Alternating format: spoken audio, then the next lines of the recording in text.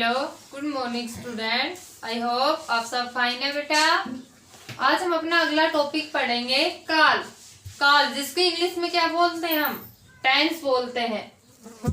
तो बेटा आज हम पढ़ेंगे काल के बारे में, टेंस के बारे में कि काल होता क्या है। तो बेटा क्रिया के जिस रूप से कार्य के करने या होने का समय का पता चले कि कार्य किस समय हुआ है, वो कहलाता है बेटा काल। यानी कि कार्य कब हुआ है, आज हुआ है, कल हुआ है, परसों हुआ है, पहले हुआ था, होगा, यानी कि समय का बोध कराए, वो काल कहलाता है। तो सबसे पहले बेटा हम पढ़ेंगे काल की परिभाषा।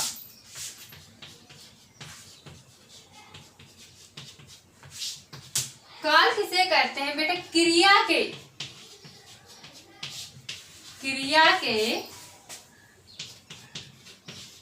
जिस रूप से कार्य के करने या होने, कार्य के करने या होने के समय का बोध होता है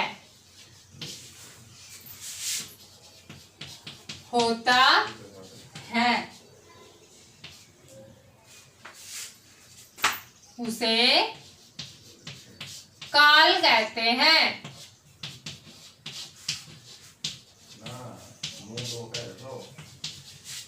क्रिया के जिस रूप से कार्य के करने या होने के समय का बोध हो कि कार्य किस समय पर होगा, उसे हम क्या कहेंगे बेटा? उसे हम काल कहते हैं।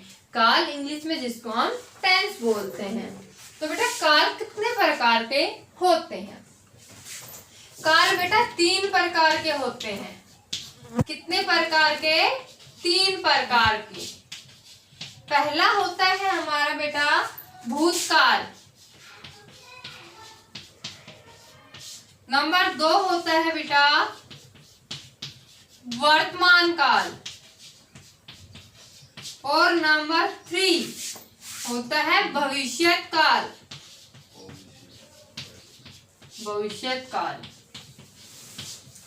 काल 3 प्रकार के होते हैं, भूतकाल, वर्तमान काल और भविष्यत काल।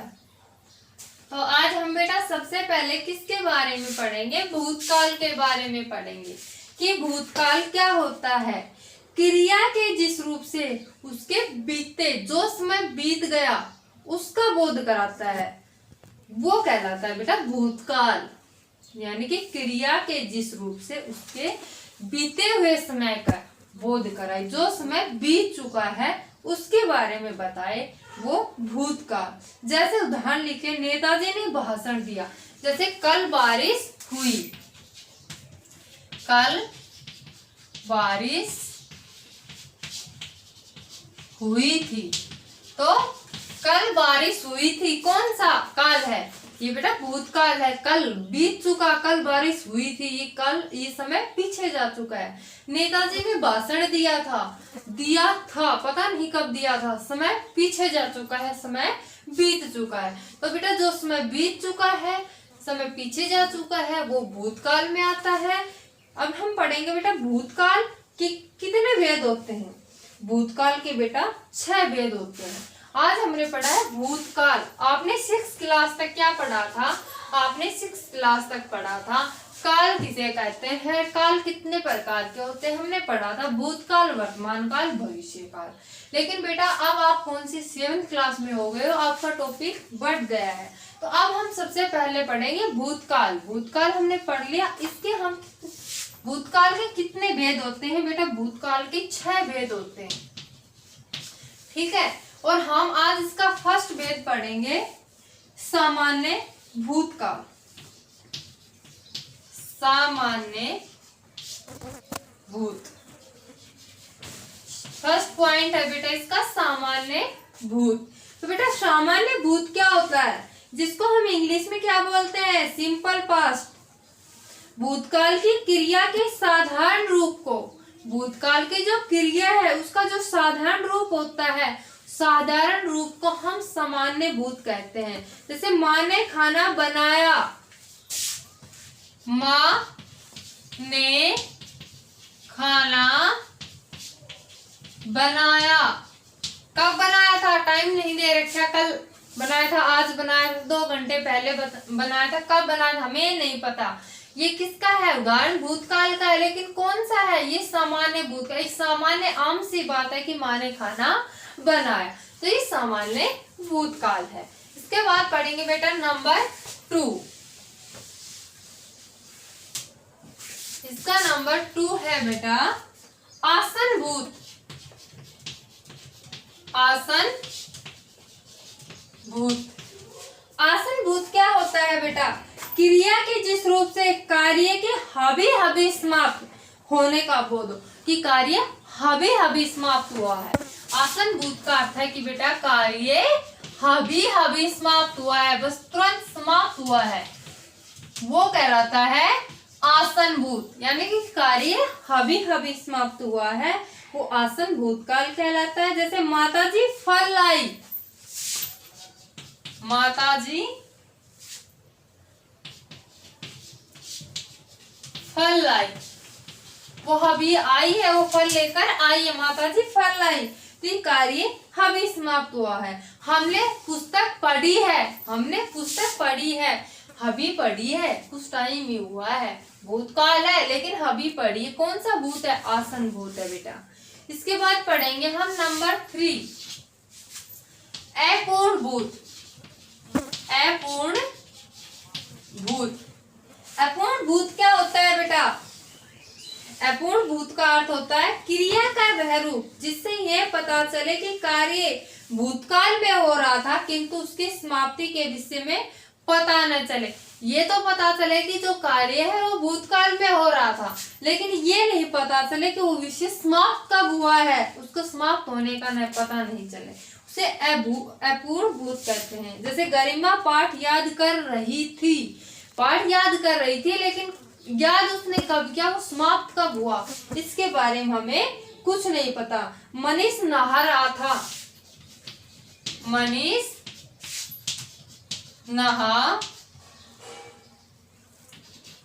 रहा था, मनीष नहा रहा था, भूतकाल है, लेकिन कौन सा है, अपूर्ण भूत। ये नहीं पता कार्य पूर्ण कब हुआ था, कब नहा चुका था वो, तो अपूर्ण भूतकाल जिसमें ये न पता चले कि कार्य समाप्त कब हुआ है। उसके बाद नंबर 4 है बेटा पूर्ण भूत। पूर्ण भूत, पूर्ण भूत क्या होता है, क्रिया के जिस रूप से यह ज्ञात हो कि कार्य भूतकाल में पूरा हो गया है, यानी कि कार्य पूरा हो गया है, भूतकाल के अंदर ही हमें वो पूर्ण भूत कहलाएगा। जैसे रेलगाड़ी आ चुकी थी, रेलगाड़ी आ चुकी थी, जब हम गए थे उस टाइम रेलगाड़ी आ चुकी थी, कार्य पूर्ण हो चुका था, तो कार्य पूर्ण हो चुका था, तो पूर्ण भूतकाल। इसके बाद नंबर 5 है बेटा संदिग्ध भूत। संदिग्ध भूत, संदिग्ध भूत क्या होता है बेटा, क्रिया के जिस रूप से भूतकाल का बोध हो, किंतु कार्य के होने में संदेह हो।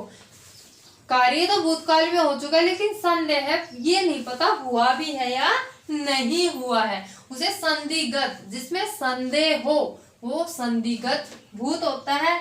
जैसे उसने खाना खा लिया होगा, उसने खाना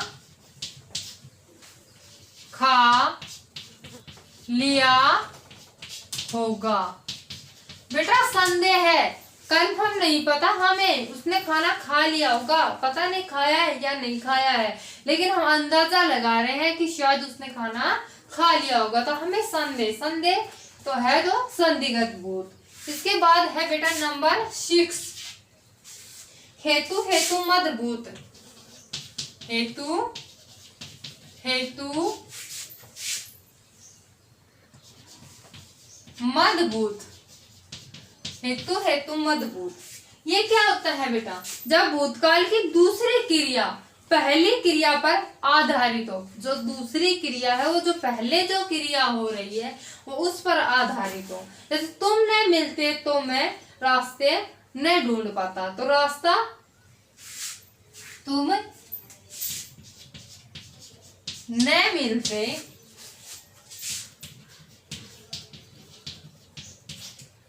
तो मैं रास्ता न ढूंढ पाता। बेटा इसमें क्या है, तुम न मिलते तो मैं रास्ता न ढूंढ पाता। ढूंढना क्या है बेटा, क्रिया है। मिलना क्या है बेटा, क्रिया है। मिलना क्या है, क्रिया। और ढूंढना भी क्या है बेटा, क्रिया। तो जो पहली की दूसरी क्रिया है किस पर आश्रित है, पहली क्रिया पर आश्रित है। अगर इसको ये नहीं मिलता तो ये अपना काम नहीं करता। तो ढूंढना क्रिया है, लेकिन ये क्रिया पहली क्रिया पर क्या है, आश्रित है। अगर तुम नहीं मिलते, मिलना क्रिया है, अगर वो नहीं मिलता तो वो अपना रास्ता नहीं ढूंढ पाता। तो बेटा जो दूसरी क्रिया अगर पहली क्रिया पर आश्रित और निर्भर हो, उससे वहां पर हेतु हेतु मन भूतकाल होता है। तो बेटा आज हमने पढ़ा काल। कल 3 प्रकार के, भूतकाल के हमने 6 पॉइंट पढ़े हैं। आगे जो हमारा बच गया वर्तमान काल और भविष्य काल, बेटा उसके बारे में हम अगली वीडियो के अंदर पढ़ेंगे। थैंक्स बेटा।